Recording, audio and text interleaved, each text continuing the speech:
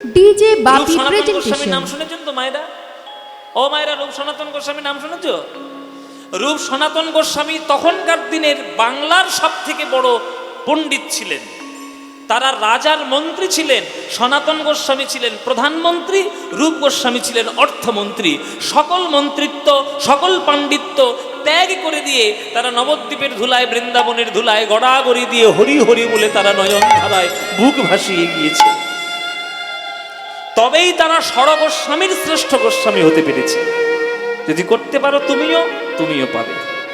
3 নম্বর নিয়ম। আর 4 নম্বর নিয়ম, মান ও দেন। সবাইকে সম্মান করো। তোমার থেকে বয়সে ছোট হলেও সম্মান করো। আমরা মনে করি কি, ও তো আমার থেকে অনেক ছোট, ওর আবার কত জ্ঞান আছে, ওর যা জ্ঞান আছে তোমার সেটুকুও নেই, সেটুকুও নেই। কে বড় কে ছোট এইটুকু বিচার না করে তুমি সবাইকে সম্মান করে চলবে, এইটুকু বিচার করে চলো। যদি করতে পারো তাহলে তুমি প্রেম পাবে। চারদিকের 4টে খুঁটি, যেমন দিক আমাদের প্রধান 4টে, উত্তর দক্ষিণ পূর্ব পশ্চিম, এইরকম বৈষ্ণব জগতের 4টে দিক। ত্রিনাদপে শুনেছেন, তার অরিবা সহিষ্ণু না, এদিকে অমানি না, এদিকে মানও দেন। এই 4টে দণ্ড যদি ঠিক করতে পারো তাহলে বৈষ্ণব জগতের প্রেম তোমার হবে। এইবার তুমি দেখে নাও করতে পারবে কি পারবে না। তাই হরিনাম করো সব সময়। যখন পারবে নামের মধ্যে ডুবে যাও। তাহলে পাবে কি করে? করতে করতে করতে করতে পাবে। ও মায়েরা, এই যে প্রেমটা কি করে হবে? এমনি এমনি হবে? একদিন না একদিন হবে। মায়েরা এইদিকে, এদিকে তাকাও, ওদিকে নয়, এদিকে তাকাও। মায়েরা বলো তো তেঁতুল, বলো তেঁতুল, তেঁতুল। একবার বলছো তো, বলতে থাকো এবার। তেঁতুল তেঁতুল তেঁতুল তেঁতুল তেঁতুল তেঁতুল তেঁতুল তেঁতুল। মুখের মধ্যে লালা একবার ভর্তি হয়ে যাবে। বলতে বলতে ভর্তি যাবে না? তেঁতুল তেঁতুল বলতে বলতে যখন বারবার বলতে থাকবে, তেঁতুলের রসটা, ভাবটা যখন মনের মধ্যে চলে আসবে, দেখবে মুখ থেকে আপনা আপনি জল বেরিয়ে যাচ্ছে। এইটা হচ্ছে বলার অভ্যাস। এই তেঁতুল বলতে বলতে যদি জিভে জল আসে, তাহলে কৃষ্ণ নাম বলতে বলতে কি চোখে জল আসবে না? বলতে তো হবে, না বললে চোখে জলটা আসবে কি করে? তাই কৃষ্ণ কৃষ্ণ কৃষ্ণ কৃষ্ণ দিবারাত্র বলতে থাকো। বলতে বলতে একদিন না একদিন তার ভাব যেই অন্তরে প্রকাশ হবে, তখন দেখবে চোখ দিয়ে ঝরঝর করে কৃষ্ণের জন্য জল বেরিয়ে যাবে। আর যেদিন জানবে যে চোখ দিয়ে কৃষ্ণের জন্য 1 ফোঁটা জল বেরিয়েছে, ওই 1 ফোঁটা জল তোমার সহস্র জনমের কাজ, প্রেমের কাজ করে দেবে তোমার জীবনে। তাই হরিনাম করতে ভুলো না, হরিনাম কৃষ্ণ নাম করতে ভুলো না। হরিনাম হরিনাম হরি হরি বলো ভাই, হরিনাম হরিনাম হরি হরি বলো, হরিনাম হরিনাম হরি হরি বলো ভাই, হরিনাম হরিনাম হরি হরি বলো। নাম বিনা কলি যুগের, নাম বিনা কলি যুগের, নাম বিনা কলি যুগের আর গতি নাই, গতি নাই, গতি নাই। হরিনাম হরিনাম হরি হরি বলো ভাই, হরিনাম হরিনাম হরি হরি বলো।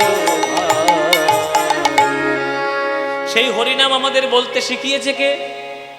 হরিনাম পায়ে ধরে হাতে ধরে দিয়েছে কে? কে দিয়েছে মায়েরা? নিত্যানন্দ। আর তার সঙ্গে কে? গৌর হরি। গৌর নিতাই যদি না আসতো, হরিনাম হাতে পায়ে ধরে কেউ দিত না। সেই গৌর হরিকে যদি আমরা ডাকতে না পারি, তাহলে জীবন আমাদের বিফলে গেল। আচ্ছা, এই দক্ষিণ মোকামবেড়িয়া, এই দক্ষিণ মোকামবেড়িয়া গ্রামে চাতক পাখি আছে? মানে পাওয়া যায়?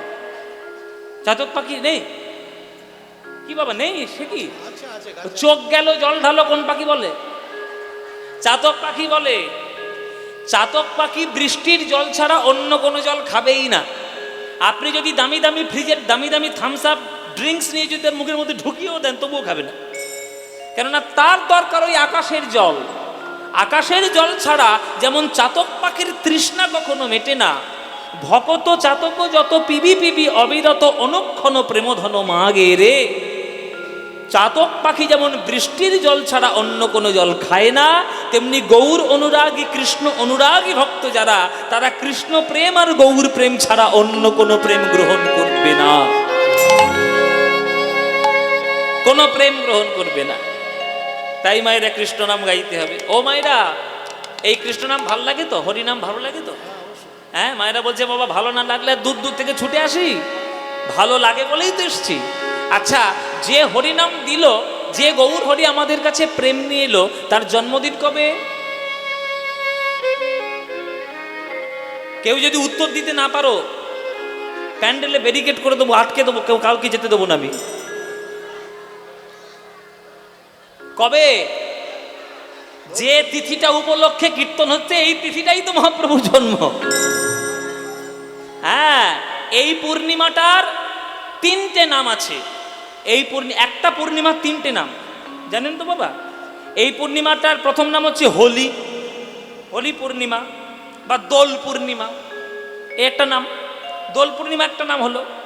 দ্বিতীয় নাম হচ্ছে ফাল্গুনী পূর্ণিমা, যেহেতু ফাল্গুন মাসে হয়, বেশিরভাগ ক্ষেত্রে দোলটা ফাল্গুন মাসেই পড়ে, তাই ফাল্গুনী পূর্ণিমা। আর 3 নম্বর নাম হচ্ছে গৌর পূর্ণিমা, যেহেতু গৌর হরির জন্মদিন এই পূর্ণিমার মধ্যে আছে বলে। তাই একটা পূর্ণিমার নাম তিনটে। কিন্তু জানো মায়েরা, পূর্ণিমা মানে আমরা কি জানি? পূর্ণিমা মানেই জানি আমরা আকাশ ঝকঝকে আলো, গোল থালার মতো চাঁদ, আর চারিদিকে ঝকঝকে আলো করবে, পূর্ণিমার মধ্যে পুজো হবে। কিন্তু বাবা আশ্চর্য দেখুন, যে পূর্ণিমাতে মহাপ্রভু জন্ম নিল, মানে যে পূর্ণিমায় মহাপ্রভুর দোল পূর্ণিমায় জন্ম, সেই পূর্ণিমার দিনটায় আকাশে কোনো চাঁদ আসেনি। আকাশে সেদিন চাঁদ ওঠেইনি। কেন জানো? সেদিন ছিল কি? সেদিন ছিল পূর্ণগ্রাস চন্দ্রগ্রহণ। কেন? রাহু মনে মনে ভাবলো যে যিনি জগতে অবতীর্ণ হচ্ছেন তার মুখের দিকে তাকালে আর কারোর মুখের দিকে তাকাতে ইচ্ছে করবে না। কেউ যদি গৌর চাঁদ বদনের দিকে একবার তাকায়, আকাশের চাঁদ তার দেখতে ভালো লাগবে? তাই চাঁদকে আকাশে থাকার থেকে না থাকাই ভালো, ও বেটাকে গিলে ফেলাই ভালো। এই মনে করে রাহু চাঁদকে ফেললেন গিলে, গিলে ফেললেন চাঁদকে। তাই সেই দিন হয়েছিল পূর্ণগ্রাস চন্দ্রগ্রহণ। যেমন দোল পূর্ণিমার নাম তিনটে, সেই পূর্ণিমার দিনে তিনটে গ্রহণ হয়েছিল নদীয়ার বুকে। কি কি গ্রহণ হয়েছিল? একটা পূর্ণগ্রাস চন্দ্রগ্রহণ, দ্বিতীয় চন্দ্রগ্রহণ হয়েছে বলে হ্যাঁ আমাদের নদীয়ার সকল নদীয়া ভক্তদের হরিনাম গ্রহণ, আর হলো সেই দিন মহাপ্রভুর জন্মগ্রহণ। তিনটে গ্রহণ এক পূর্ণিমায়। মহাপ্রভুর জন্মগ্রহণ, পূর্ণগ্রাস চন্দ্রগ্রহণ, আর চন্দ্রগ্রহণ হয়েছে বলে নদীর জলে গিয়ে, সুরধনির জলে গিয়ে নদীয়ার লোকেদের হলো হরিনাম গ্রহণ। সেই মহাপ্রভুর জন্ম এই তিথিতে। তাই পদকর্তা লিখছেন, ফাল্গুনে পূর্ণিমা তিথি ওগো মেঘজন মিলাতথি। ফাল্গুনি পূর্ণিমা মেঘজন মিলাতথি। সেই মেঘে করল বাদর রে, ওগো উঁচা নিচা যত ছিল ওই প্রেম জলে ভাসাইল। হরি হরি। উঁচা নিচা যত ছিল গৌর প্রেম জলে ভাসাইল। উঁচা নিচা যত ছিল গৌর আমার প্রেম জলে ভাসাইল। উঁচা নিচা যত ছিল গৌর প্রেম জলে ভাসাইল। গৌরা আমার দয়ার সাগর হে, গৌর আমার দয়ার সাগর হে। গৌর আমার দয়াল সাগর হে। গৌর আমার সাগর। ও মায়েরা, কি বাবারা, আকাশ থেকে যখন বৃষ্টি পড়ে তখন কি বৃষ্টি চিন্তা ভাবনা করে পড়ে যে আমি উঁচু ঢিবিটার উপরে পড়বো, নিচুর জলা জায়গাটায় পড়বো না? বলে বৃষ্টি? বৃষ্টি বলে কথা?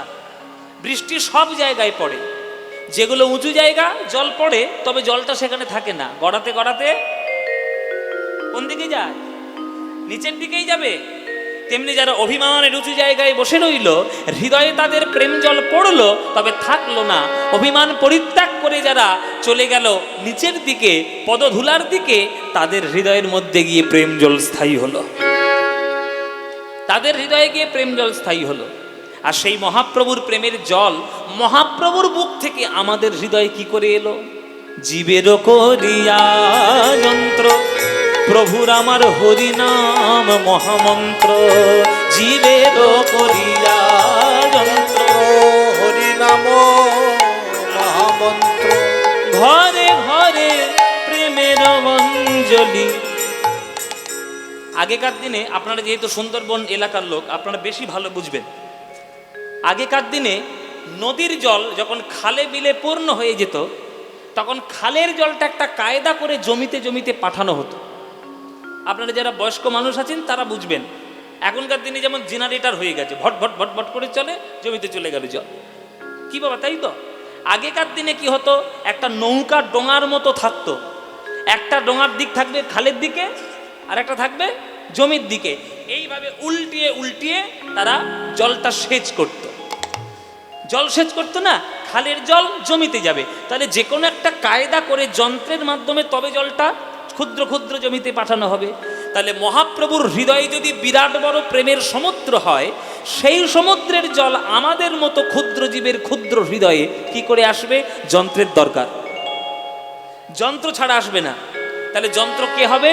পদকর্তা পরিষ্কার পদাবলিতে লিখছেন, জীবের করিয়া যন্ত্র, প্রভুর আমার হরিনাম মহামন্ত্র। জীবের করিয়া যন্ত্র, হরিনাম মহামন্ত্র। এখানে যারা যারা গান শুনছেন, কারা কারা একবার দীক্ষা নিয়েছেন? হাত তুলুন দেখি, দীক্ষা কারা নিয়েছেন? সবাই সবাই সবাই। ওরে বাবা, তো সবাই দীক্ষা নিয়ে ফেলেছে। দীক্ষা যখন নিয়েছ, তাহলে গুরুর চরণাশ্রয় নিশ্চয়ই করেছ। আর গুরুর যখন চরণাশ্রয় করেছো, তার কাছে দীক্ষা নিতে গেলে কানে তোমার একটা বীজ মন্ত্র নিশ্চয়ই দিয়েছে না? ওই বীজ মন্ত্রটাই হলো মহাপ্রভুর হৃদয়ের ধন। ওই বীজ মন্ত্রটা তোমার কানে দিয়েছে মানে তোমার এবার কর্তব্য হচ্ছে বীজ মন্ত্রটাকে জপ করে উন্নত করা। শুধু জল তো জমিতে দিলে হবে না বাবা, চাষটা তো নিজের করতে হবে। জলটা দিলাম, ধানের কোনো বীজ নেই, তাহলে তোমার জমিতে ধান হবে? হবে না। তেমনি মহাপ্রভুর হৃদয়ের সম্পত্তি বীজরূপী মন্ত্রের মাধ্যমে গুরুর মুখনিসৃত হয়ে কানে এসে তবেই আমার ক্ষুদ্র হৃদয়ে জলটা পড়বে। জীবেরও করিয়া যন্ত্র, হরিনাম মহামন্ত্র, ঘরে ঘরে প্রেমেরও অঞ্জলি।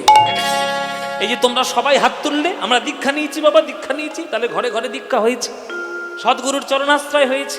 ঘরে ঘরে প্রেমেরও অঞ্জলি রে, ওগো ঘরে ঘরে প্রেমের অঞ্জলি। ঘরে ঘরে প্রেমের অঞ্জলি রে, ঘরে ঘরে প্রেমের অঞ্জলি। অধম দূর গত যত, তারা হইল মহাভাগবত। অধমদূর গত যত, হইল মহাভাগবত। বাড়িল গৌরাঙ্গ ঠাকুরালী। যারা পতিত, যারা অধম, যারা নিকৃষ্ট, যারা সমাজ থেকে বিতাড়িত, তারা পর্যন্ত বড় বড় বৈষ্ণব হয়েছে। এ কথার প্রমাণ কোথায়? এখন আপনারা 2023 সালের মানুষ, সবার হাতে একটা করে স্মার্টফোন আছে। সবাই স্মার্টফোনটা পেয়ে মনে মনে ভাবছে আমি একেবারে বিরাট বড় হনু হয়ে গেছি, যা ইচ্ছা করবো তাই হয়ে যাবে। কিছু হবে? অধম পতিত যারা হয়েছে তারা বড় বড় বৈষ্ণব হয়েছে। প্রমাণ কই? প্রমাণ যদি চাই তাহলে প্রমাণ কি করে দেবে? প্রমাণ একদম চোখের সামনে জলজ্যান্ত ঝকঝক করছে। নদিয়ার সব থেকে পাপী তাপীদের নাম করতে গেলে কাদের নামগুলো প্রথমে আসে? হ্যাঁ হ্যাঁ, যাক, তাহলে কীর্তন শুনে এতদিন কিছু লাভ হয়েছে, মুখস্থ করেছে কিছু একটা। ও মাইরা, অধমরা বড় বড় বৈষ্ণব হয়েছে, তার প্রমাণ কোথায়? দেখাতে হবে না? প্রমাণ ছাড়া এখনকার দিনে কেউ কথা বলে? বলে প্রমাণ চোখের সামনে। সব থেকে নবদ্বীপের যারা নোংরা, নিকৃষ্ট, অতি জঘন্য লোক, তারাই হয়েছে সব থেকে বড় বৈষ্ণব। জগাই মাধাই পাপী ছিল, তারাও প্রেমে উদ্ধারিল। জগাই মাধাই পাপী ছিল, তারা প্রেমে উদ্ধারিল।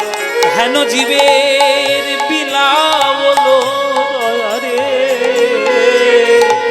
হেন জীবের বিলাবলো দয়া। জানো কত বড় জগাই মাদাই কত বড় পাপী ছিল? চৈতন্য ভাগবতে লেখা আছে, পড়ে দেখে নিও। বলে ব্রাহ্মণ হইয়া করে মদ্যপ মাংস ভক্ষণ, চুরি ডাকা পরগৃহ দাহ সর্বক্ষণ। বামুনের ছেলে কিন্তু জগাই মাধাই। তাদের কি কাজ ছিল? তারা নবদ্বীপের পুলিশ ছিল, রক্ষাকর্তা। নবদ্বীপের পুলিশ ছিল জগাইয়ান মাধাই। যাদের উপর রক্ষার দায়িত্ব, তারা কি করে? ব্রাহ্মণ হইয়া করে মদ্যপ মাংস ভক্ষণ, দিনরাত মদ খেয়ে রাস্তার পাশে পড়ে থাকে। আর তাদের নেশা কেমন? চুরি ডাকা পরগৃহ দাহ সর্বক্ষণ। চুরি করে, ডাকাতি করে, লোককে মারধর করে, নেশা করে। একটা লোকের বাড়িতে গিয়ে আগুন ধরিয়ে দিলে তবে তাদের মনে হয় নেশাটা এইবার বেশ জমলো। এইটা তাদের নেশার চরম অবস্থা। চিন্তা করুন, এত বড় জগাই মাধাই পাপী হয়েও যখন নিত্যানন্দ প্রেম দিতে গেল, ওই মাধাই এসে দিল কপালটা ফাটিয়ে ভাঙা কলসির কানা নিয়ে। তখন নিত্যানন্দ কি বলেছিল? জুতো খুলে মেরেছিল, না তাকে হাত দিয়ে মেরেছিল, না তাকে শাস্তি দিয়েছিল? কি করেছিল মায়েরা? কি করেছিল বাবা? প্রেম বিতরণ কি বলে করেছিল সে কথা তো আপনাদের সবার মুখস্থ। মেরেছিস কলসির কানা, তাই বলে কি প্রেম দেব না? আমাকে মেরেছিস ওরে জগাইয়ার মাধাই, তোদের হাতে ধরি পায়ে পড়ি, তোরাই আমায় আবার মার। যত খুশি তত মার, কিন্তু তোদের দুটো হাতে ধরি পায়ে পড়ি, একবার আমার কাছে হরি বল বল। ওই হরি নামের ধ্বনি একবার যখন শিখিয়ে দিল, হাতের থেকে মদের হাঁড়ি চলে গেল, চলে এলো হাতের মধ্যে জপের মালা। খেত তারা প্রত্যেক দিন 80 হাঁড়ি মদ, আর নিতাই চাঁদের কাছে প্রেম পেয়ে প্রত্যেক দিন 2 লক্ষের বেশি হরি নাম করে। তাহলে প্রমাণ নেই বৈষ্ণব জগতে? বৈষ্ণব জগৎ কখনো প্রমাণ ছাড়া কথা বলে না, দৃষ্টান্ত তারপরে সিদ্ধান্ত। জগাই মাধাই পাপী ছিল, ওগো তারাও প্রেমে উদ্ধারিল। জগাই মাধাই পাপী ছিল, তারা প্রেমে উদ্ধারিল। হেন জীবের বিলাবলো দয়া রে, দাস সদানন্দে বলে আমি মিছে রইনু মায়ার জালে। দাস সদানন্দে বলে মিছে রইনু মায়ার জালে। আপনাদের ছোট্ট জিনিস একটা জানিয়ে দিই, এটা এখনো এতদিন কীর্তন শুনছেন, আপনাদের সেই বোধটা এখনো আসেনি। এত বড় বড় কীর্তনিয়া শুনলেন গান, সেইটা এখন আপনাদের আসেনি। পদাবলীর শেষে যখন পদকর্তার নাম বলা হয়, সেইটাকে বলা হয় ভণিতা। আর ভণিতা যখন গায়ক গায়, ভণিতা যখন গায়ক দেয়, পদকর্তার নামটা যখন উল্লেখ হয়, তখন করজোরে সেই পদকর্তার নামে প্রণাম করতে হয়। এটা বৈষ্ণব জগতের নিয়ম, এটা কীর্তন গানের নিয়ম। এইটা আপনারা জেনে রাখুন আজকের থেকে। আমি গাই কীর্তন বা যেই গাই কীর্তন, কোনো পদকর্তার পদ যখন শেষ হয়, পদকর্তারা কে এমনি এমনি পদ লিখেছেন, তারা সাধনা করে পদ লিখেছেন। সেই পদকর্তার নাম উল্লেখ হলে তখন একটু প্রণাম জানাবেন। এই পদটা যিনি লিখেছেন তার নাম হচ্ছে সদানন্দ দাস। সদানন্দ দাসের পদাবলী, গৌরচন্দ্রিকার পদ। নাম যখন নেব, নাম যখন গাইব, প্রণাম জানাবেন। তাতে সেই ভক্তের কৃপা আপনাদের উপর একটু হবে, শ্রদ্ধা কৃপা লাভ হবে। দাস সদানন্দে বলে আমি মিছে রইনু মায়ার জালে। দাস সদানন্দে বলে মিছে রইনু মায়ার জালে। ওগো প্রভু মোরে দেহ পদ ছায়া গো, ওগো গৌর হরি জীবের হাতে ধরে পায়ে পড়ে তুমি প্রেম দিয়ে গেলে। যত নেচে নেচে কত মধুর স্বরের হরিনাম গেয়ে আমি এমন এক অধম ভক্ত, তোমার কৃপা পাওয়ার পরেও তোমার নাম আমার অনুভব হলো না। তাই তোমার চরণে দুটি শরণ নিলাম।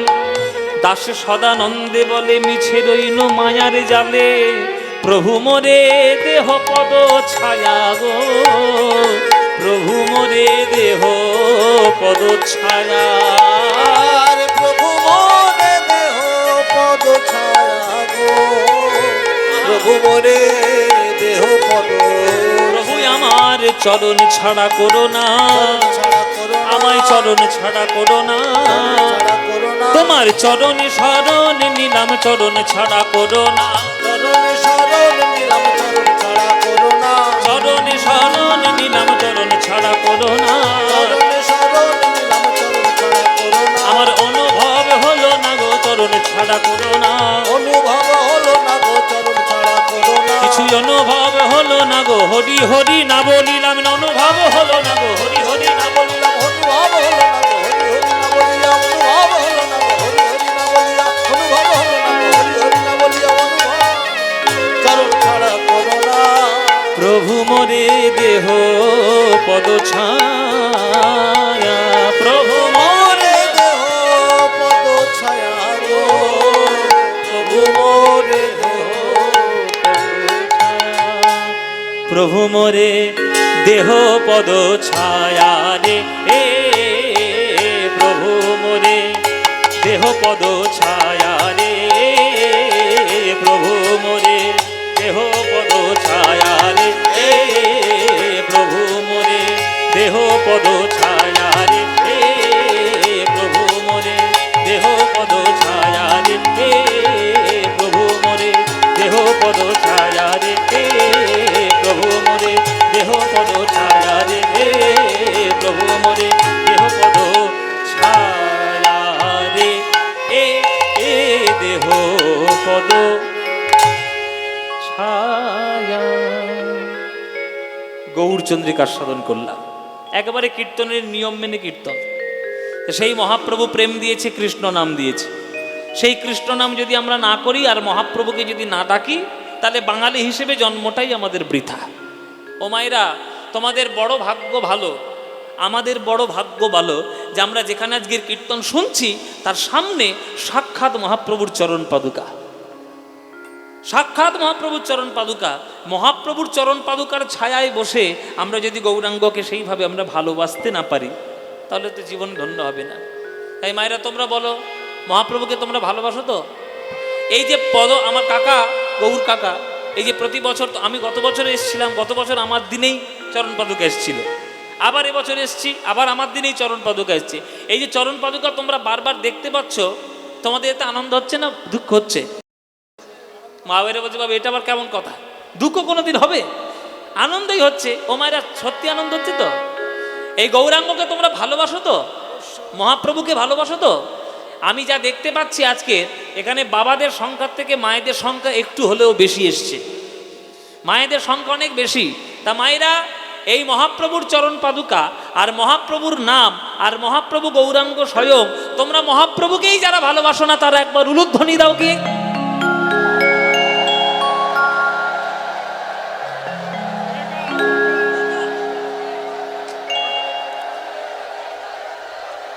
ব্যাস ব্যাস, পুরো এক কলসি দুধ এক ফোঁটা চোনা ফেলে দিয়েছে, পুরোটাই গোবর হয়ে গেল। এই এতক্ষণ 1 ঘন্টা ধরে গৌরচন্দ্রিকায় বক বক করে এই তোমাদের লাভ। আমি কি বলেছি আর তোমরা কি করলে? বারবার বলেছি, মন দিয়ে শুনবে। আমি বলেছি গৌরাঙ্গকে যারা ভালোবাসো না তারা উলুধ্বনি দাও, উলুধ্বনি দিচ্ছে, উলুধ্বনি দিচ্ছে, উলুধ্বনি দিচ্ছে।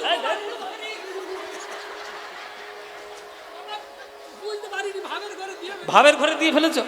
বলে বাবা ভাবের ঘরে দিয়ে ফেলেছি, কি ভাবে মুখ ফসকে বেরিয়ে গেছে। আচ্ছা, জিভ ফসকে যখন বেরিয়েছে, ভুল যখন হয়েছে, একটা সুযোগ দেওয়া হোক। তারা সুযোগ দিচ্ছি মায়েরা, এইবার যারা যারা গৌরাঙ্গকে ভালোবাসো উলুধ্বনিটা একটু জোর করে দাও দেখি।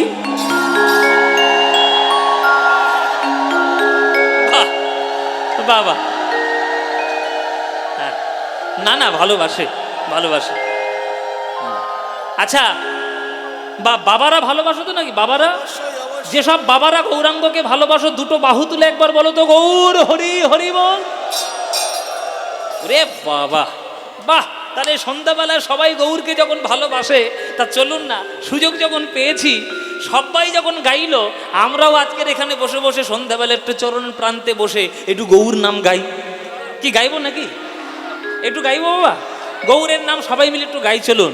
করতালি দিয়ে বলুন দেখি মায়েরা, ভজ গৌরাঙ্গ কহ গৌরাঙ্গ লহ গৌরাঙ্গের নাম রে, বলো ভজ।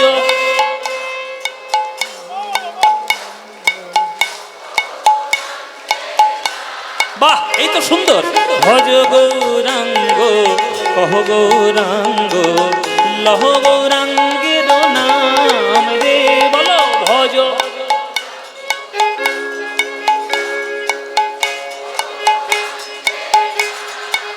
আহা, যে জনা গৌরাঙ্গ ভজে সে হয় আমার প্রাণ রে, যে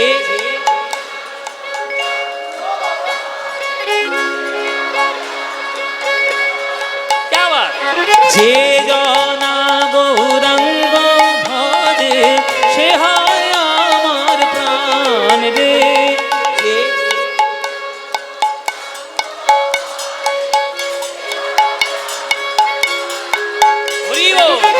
প্রভাত কালে হা গৌরাঙ্গ যে বলে একবার রে, প্রভাত কালে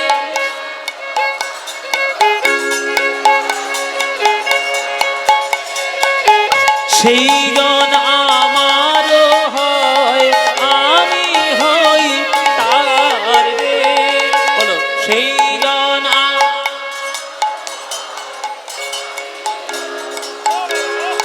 এবার হাত তুলে ভজ গৌরাঙ্গ কহ গৌরাঙ্গ,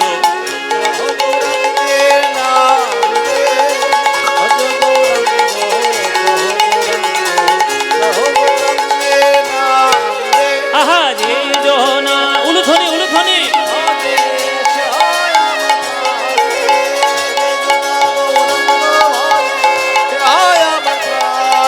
ভজ গৌরাঙ্গ কহ গৌরাঙ্গ লহ গৌরাঙ্গের নাম রে, নিতাই গৌর হরি।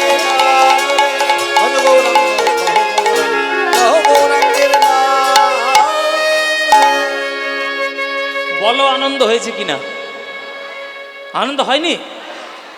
এই আনন্দ আর কোথাও পাবে? এই আনন্দ পেতে গেলে প্রতি বছর আমার কাকার বাড়িতে কীর্তন শুনতে আসতে হবে। কি আসবে তো? কীর্তন শুনতে আসবে? ব্যাস, তোমরা এলেই আনন্দ হবে। হ্যাঁ, আমি তো আসবো, আমার বায়না হয়ে গেছে, আমার বায়না হয়ে গেছে, আমি তো আসবোই। আমিও যেমন আসবো, তোমরাও আসবে।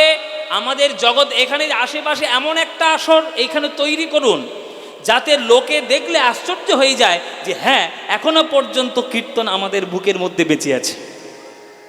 আপনাদের আশীর্বাদে, আপনারা হয়তো কেউ জানেন কিনা জানি না, এই বছর সারেগামাপা দেখেছেন? সারেগামাপায় এবছর কীর্তন নিয়ে চ্যাম্পিয়ন হয়েছি আমি, জানেন তো? এটা কি আমি হয়েছি? এটা কে করিয়েছেন আমাকে? আমার গৌর হরি করিয়েছে। আমার মহাপ্রভু কি বলেছিলেন একটা কথা, যে পৃথিবীতে যত আছে নগরাদি গ্রাম সর্বত্র প্রচারিত হইবে মোর এই নাম। তা সেই নাম প্রচার করতে গিয়ে সারেগামাপার মতো একটা রিয়ালিটি শো, অত বড় একটা মঞ্চ যেখানে অন্যান্য সব গান একেবারে তুলকালামভাবে গাওয়া হয়, সেইখানে আজকের মহাপ্রভুর কৃপায় কীর্তন ফার্স্ট হয়েছে, কীর্তন চ্যাম্পিয়ন হয়েছে। এটা আমাদের গর্বের ব্যাপার না? আমার জন্য গর্ব করতে হবে না আপনাদের, আমার জন্য গর্ব করতে হবে না, গর্ব মহাপ্রভুর জন্য করুন। যে মহাপ্রভু তিনি এই নাম চারিদিকে প্রচার করছেন। আপনাদের আশীর্বাদে বিদেশ থেকে বহু ডাক চলে এসছে অলরেডি, সেখানে সব জায়গায় যাব কীর্তন করতে, ভারতের বাইরে। একটা বাংলাদেশ সেরে এসছি, এইবার সব ইংল্যান্ড আমেরিকা চারদিকে হবে। তা মহাপ্রভুর কৃপা, যাকে ভালোবেসে বাঙালিরা অস্তিত্বকে নিজের অস্তিত্ব বলে প্রমাণ করতে পেরেছে, সেই মহাপ্রভুর গান, মহাপ্রভুর কীর্তন যদি সঠিকভাবে মানুষের কাছে না যায়, তাহলে তো বাঙালি হিসেবে আমাদের লজ্জা। তাই কীর্তন যেন সর্বশ্রেষ্ঠ থাকে। কীর্তন সর্বশ্রেষ্ঠ ছিল, এখনো কীর্তন সর্বশ্রেষ্ঠ আছে, কীর্তন চিরকালই সর্বশ্রেষ্ঠ থাকবে। কেননা বাংলার গান, বাংলার নিজস্ব গান। সেই মহাপ্রভুর কৃপায় আজকে আপনারা ছুটে এসেছেন কীর্তন শুনতে। আজকে এখানে যারা গান শুনতে এসছে, অনেকে কীর্তন শুনতে এসছে, অনেকে আমাকে দেখতে এসছে। বলে কিরম পদ্মপলাশ দেখে আসি, রোগা না মোটা, কালো না ফর্সা, যা টিভিতে দেখেছিলেন সেই রকমই আছে। ওই জায়গায় ওইখানে যা পাঞ্জাবি পরতাম সেই পাঞ্জাবি পরেই উঠেছি করতে, শুনতে, কীর্তন করতে। তা মায়েরা চলো আমরা সবাই মিলে আজকের আমরা গৌরের নাম করি। গৌরাঙ্গের গুণের কথা বলে তো শেষ করা যাবে না, তাই গৌরাঙ্গ মহাপ্রভুর গুণের কথা বলতে হবে। হ্যাঁ, গোরা গুণ কহনে না যায়, গোরা রে গোরা রে, গোরা গুণ কহনে না যায়, গোরা রে গোরা রে, গোরা গুণ কহনে না যায়।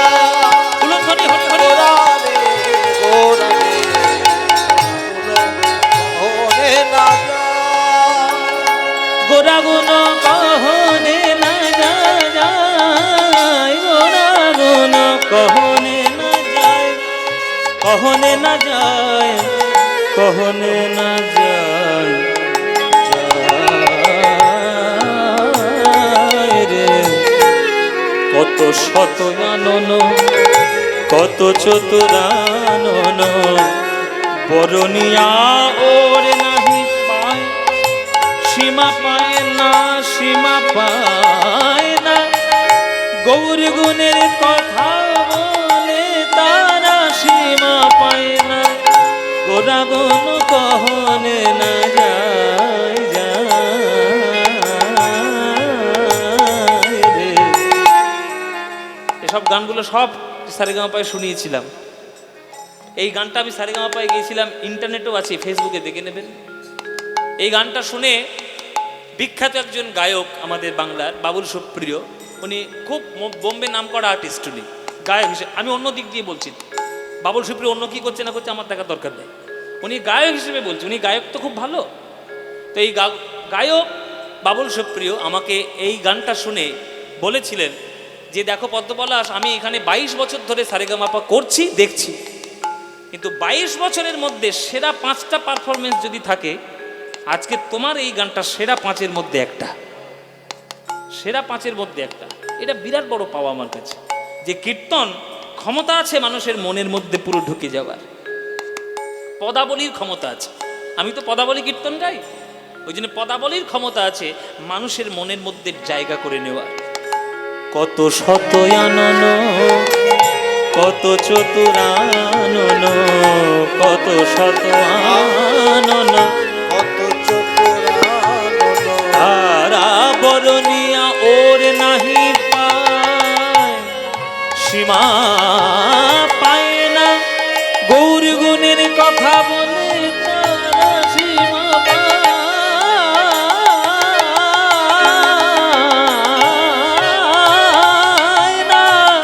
গোরায় আমার, গোরায় আমার রে। মামা পানি যারে মারে মাগারে, মারে মাগারে, পামারে যারে নিজা, মারে যারে নিজা, নিজা পাদা মাপা নিজা, মাপা নিজা, মাপা নিজা, সামারে যারে নিজা, দাদা রে বাবা দা মামা পাধা পামাগারে, পামাগারে নিসা পা,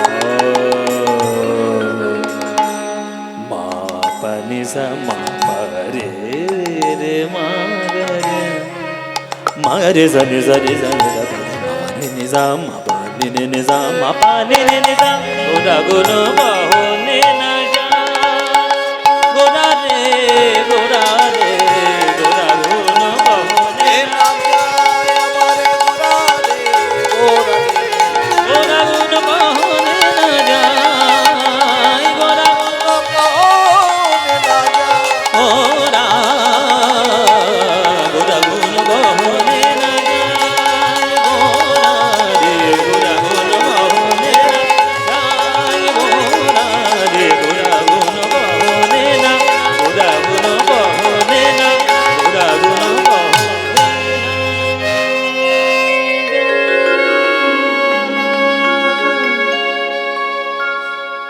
চলুন এবার মহাপ্রভুর আমরা লীলা কথা শুনবো। তার চরণ পাদুকা যখন এই মোকামবেড়িয়া গ্রামে এসছে, তারই লীলা কথা আজকের আমরা সাধন করব। আমরা একটু পুরী ধামে গিয়ে নীলাচলে মহাপ্রভু কেমন লীলা করেছিলেন সেই কয়েকটা লীলা আমরা আস্বাদন করব। নীলাচলে মহাপ্রভুর কথা আজকের আস্বাদন করব। মহাপ্রভু 24 বৎসরের যেই মাঘ মাস তাহার শুক্লপক্ষে প্রভু করিলেন সন্ন্যাস। মহাপ্রভুর মোট জীবনকাল ছিল 48 বছর। 48 বছরের দুটো ভাগ, 24 বছর বয়স পর্যন্ত তার নবদ্বীপের লীলা, বাকি 24 বৎসরটা তার সন্ন্যাসের লীলা। বাকি 24 বছরের যে সন্ন্যাস লীলাটি, তার মধ্যে নীলাচলে যখন তিনি থাকতেন, পুরীধামে থাকতেন, সেই পুরীধামের কয়েকটি ঘটনা আজকে আমরা বলবো। পুরীধামের কত ঘটনা আছে সব তো বলা যাবে না, কেননা সব বলতে গেলে এখানে 1 মাস কীর্তন করতে হবে। 1 মাস কীর্তন করলে তবে হয়তো শেষ হবে। কেন? আপনারা কি জানতে চান যে মহাপ্রভু কত কত লীলা করেছিল? জানতে চান? হ্যাঁ কি না? যদি জানতে চান তাহলে আপনাদের একটা গ্রন্থ পড়তে হবে। আমি গ্রন্থটা বলে দেবো নাম। সব পালা তো আর আমাদের করা সম্ভব নয়। 1 মাস ধরে এখানে কীর্তন নিশ্চয়ই হবে না। ওই জন্য বইটা আপনারা কিনে নেবেন, খুব বেশি দাম নয়। ওই বোধহয় এখন একটু দাম বেড়ে 220 বা 250 টাকা এরকম হয়েছে। 250 টাকার মতো দাম, খুব বেশি দাম নয়। হ্যাঁ কি বাবা? হ্যাঁ, ওইভাবে পড়লে কি হবে বাবা? হাতের সামনে বইটা না থাকলে গ্রন্থটার প্রতি শ্রদ্ধা বাড়বে কি করে? আমি বলে দিচ্ছি, শিয়ালদা স্টেশনে যাবেন। শিয়ালদা স্টেশনে যে নর্থের যে স্টেশনগুলো না, ওইখানে গীতা প্রেসের দেখবেন আর বড় স্টল আছে। গীতা প্রেসে, গোরখপুর গীতা প্রেসে দেখে বড় স্টল আছে। ওইখানে গিয়ে বলবেন, একদম বাংলায় সুন্দরভাবে লেখা, বিশদ কিনতে গেলে 3500 টাকা দাম পড়বে। সেটা বলছি, বিশদের কথা আমি যাচ্ছি না। আমি ছোট্ট যেটা বইটা সংক্ষিপ্ত অথচ সুন্দর করে বর্ণনা আছে সেইটা বলে দিচ্ছি। গীতা প্রেসের শ্রীচৈতন্য চরিতামৃত, কৃষ্ণদাস কবিরাজ গোস্বামীর সর্বশ্রেষ্ঠ গ্রন্থ আপনারা কিনে আনবেন। বাড়িতে একটা 250 টাকার চৈতন্য চরিতামৃত রাখবেন। রোজ যদি সময় পান প্রত্যেক দিন একটা করে অধ্যায় আপনারা পড়বেন। একটা করে অধ্যায় পড়লে পুরো শেষ পর্যন্ত যদি পড়েন, তাহলে চৈতন্য চরিতামৃতের 3টে অধ্যায় আছে, 3টে ভাগ আছে। একটা আদিলীলা, একটা মধ্যলীলা, একটা অন্তলীলা। 3টে লীলা রয়েছে। এই আদি, মধ্য, অন্ত 3টে যদি আপনারা পড়েন, তাহলে মহাপ্রভু সম্বন্ধে আপনাদের একটা সামগ্রিক ধারণা তৈরি হবে। এবার অন্তলীলাটা বেশি করে পড়বেন। কেন বলছি না, অন্তলীলার মধ্যেই বেশিরভাগটা মহাপ্রভুর সন্ন্যাস জীবনের কাহিনীটা বিশদভাবে বর্ণনা আছে। তাতে গম্ভীরায় লীলা আছে, তাতে নীলাচলের লীলা রয়েছে, তাতে বিভিন্ন রকম মহাপ্রভুর মুখ কী করে ঘষছিল, হ্যাঁ, মহাপ্রভু কী করে সমুদ্রের দিকে এগিয়ে যেতেন, কেমন করে মহাপ্রভুর ভাব হতো, সব ডিটেলস বর্ণনা শ্রীচৈতন্য চরিতামৃত গ্রন্থে আছে। শ্রীচৈতন্য চরিতামৃত গ্রন্থ বাঙালিদের কাছে শ্রেষ্ঠ গ্রন্থ।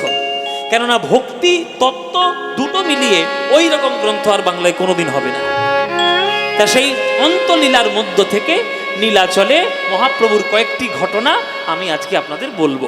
কয়েকটি ঘটনা সম্বন্ধে আপনাদের জানিয়ে দেবো। চলুন মহাপ্রভুর সেই লীলার কথার মধ্যে যাওয়া যাক। মহাপ্রভুর বললাম যে 48 বছর জীবনের বাকি 24 বছর সন্ন্যাস লীলা। তিনি কার কাছে সন্ন্যাস গ্রহণ করেছিলেন? বর্ধমান জেলার কাটোয়া গ্রামের কেশব ভারতীর কাছ থেকে তিনি সন্ন্যাস গ্রহণ করেছিলেন। সন্ন্যাস গ্রহণ যখন মহাপ্রভু করতে গেলেন, তখন কেশব ভারতী বলছে, নিমাই, কিছুদিন আগে বিয়ে করেছো বিষ্ণুপ্রিয়াকে, আর ঘরে তোমার দুঃখিনী মা রয়েছে, শচী মা, তাদেরকে ছেড়ে তুমি এইভাবে সন্ন্যাস নিতে এসছো, কাজটা মনে হয় ভালো হয়নি। যদি তুমি আরেকটু দেরি করে আসতে, তাহলে মাটা স্বর্গবাসী হয়ে গেলে না হয় আসতে, মাটা মরে যাক, তারপরে বউকে বুঝিয়ে সুঝিয়ে না হয় রেখে আসতে। তো মাটা তো বেঁচে আছে, তুমি চলে এলে মাত্র 24 বছর বয়সে। 24 বছরের বয়স মানে কি তোমার সব কচি বয়স, ছোট বয়স। তুমি তখন সংসার করবে মন দিয়ে, সংসার না করে তুমি চলে এসছো। তুমি মনে হয় ফিরে গেলে মনে হয় ভালো হয়। তখন তখন মহাপ্রভু নিমাই বলছে যে, গুরুদেব, যার ভক্তি হওয়ার, যার পরমার্থিক কৃপা লাভ করার, 4 বছর বয়স হলে 4 বছরেই হয়ে যাবে। আর যার কোনোদিন হবার নয়, তার 4000 বছর ধরে টানলেও হবে না। সুতরাং আমি যখন ঘর থেকে একবার বেরিয়েছি, দয়া করে আমাকে এই ঘরে আর ফিরে যেতে বলবেন না। আমি আপনার চরণ ধরি, আপনি আমাকে দীক্ষা দিন, আমি শিষ্য হতে চাই সন্ন্যাস মন্ত্রের। বলে, বেশ, তাই হোক, আজকের থেকে আমি তোমায় দীক্ষা দিলাম, তোমায় নতুন একটা নামকরণ করলাম। নতুন নামকরণ করে তোমাকে আমি কৃষ্ণ নামের আদেশ দিলাম। মহাপ্রভুর নামকরণ হয়েছিল, নবদ্বীপে তার নাম ছিল নিমাই গৌরাঙ্গ, আর কেশব ভারতী দীক্ষা দেওয়ার পর নতুন নামকরণ করলেন। কি নাম? হ্যাঁ, অদ্য হইতে নাম তোমার শ্রীকৃষ্ণ চৈতন্য। শ্রীকৃষ্ণ চৈতন্য। কৃষ্ণ নাম দিয়া জীবের করাও তুমি ধন্য। করাও তুমি ধন্য। কৃষ্ণ নাম দিয়া জীবের করাও তুমি ধন্য। নিমাই, তোমায় আজ্ঞা দিলাম, ত্রিদণ্ডীধারী সন্ন্যাসী হও। সন্ন্যাসী যারা হয় তাদের ত্রিদণ্ড ধারণ করতে হয়। ত্রিদণ্ডের প্রতীক কি? ত্রিদণ্ডের তত্ত্ব কি? কায়, মন, বাক্য। কায় মানে দেহ, দেহ যেন কখনো ভোগ বিলাসের মধ্যে মত্ত না থাকে। মনে যেন ঈশ্বর চিন্তা ছাড়া অন্য কোনো চিন্তা না করে। আর বাক্য দিয়ে গোবিন্দ কথা উচ্চারণ ছাড়া অন্য আন কথা যেন উচ্চারণ না হয়। এই কায়, মন, বাক্য তিনটেকে সংযম রাখার জন্য ত্রিদণ্ডী ধারণ করতে হয়, ত্রিদণ্ডী সন্ন্যাস। হ্যাঁ, তাই নিমাই, আজকের থেকে তোমার নাম হয়ে গেল শ্রীকৃষ্ণ চৈতন্য। শ্রীকৃষ্ণ চৈতন্য নামে নিয়ে মহাপ্রভু চললেন তার সন্ন্যাস ধর্মের, বৈষ্ণব ধর্মটাকে প্রচার করার জন্য। বৈষ্ণব ধর্ম প্রচার করার জন্য প্রথম 6 বছর তিনি সারা ভারতবর্ষ ভ্রমণ করলেন। বিশেষ করে তিনি ভ্রমণ করলেন দক্ষিণ ভারত। কেন দক্ষিণ ভারতে বেশি গেলেন? কেন না, দক্ষিণ ভারত হচ্ছে শাস্ত্রের খনি। দক্ষিণ ভারত হচ্ছে ভক্তি রাজ্যের প্রথম উৎসস্থল ভারতবর্ষের।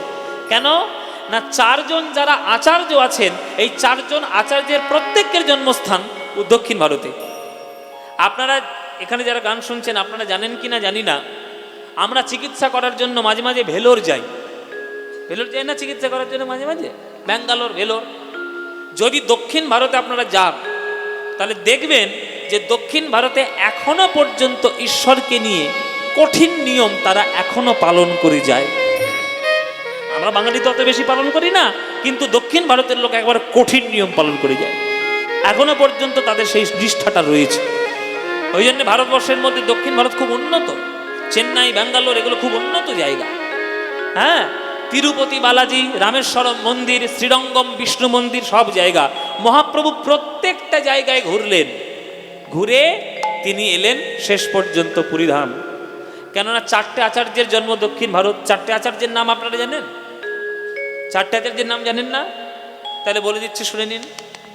শঙ্করাচার্য, মাধবাচার্য, শ্রী আচার্য, রামানুজাচার্য।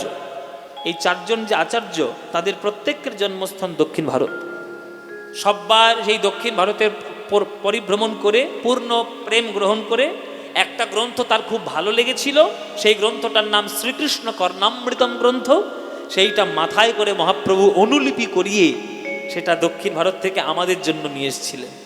সেই জন্য চৈতন্য চরিতামৃতের মতো কৃষ্ণ কর্ণামৃতম গ্রন্থটাও বাংলায় পাওয়া যায়, অন্য কোথাও কিন্তু পাওয়া যায় না।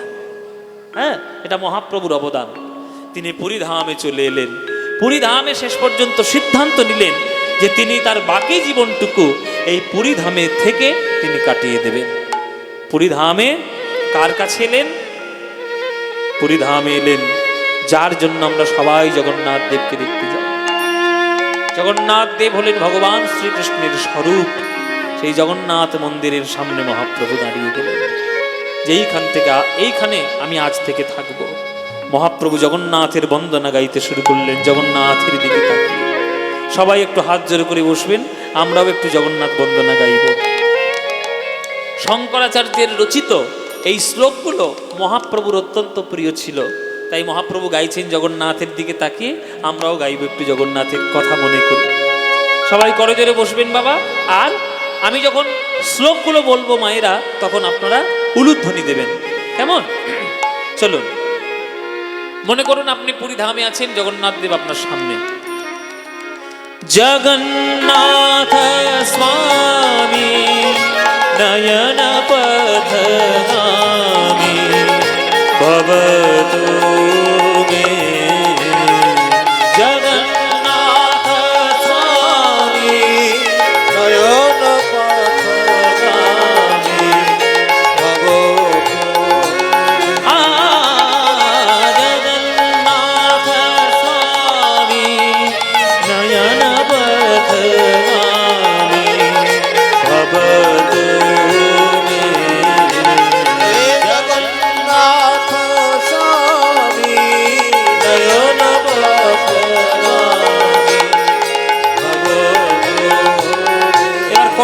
ধ্বনি কদাচিৎ কালীন বিতটো কদাচিৎ কালীন বিতটো বিপিন সঙ্গীত তরলো মুদাভীরি নারী বদন কমল স্বাদ মধুপ রমা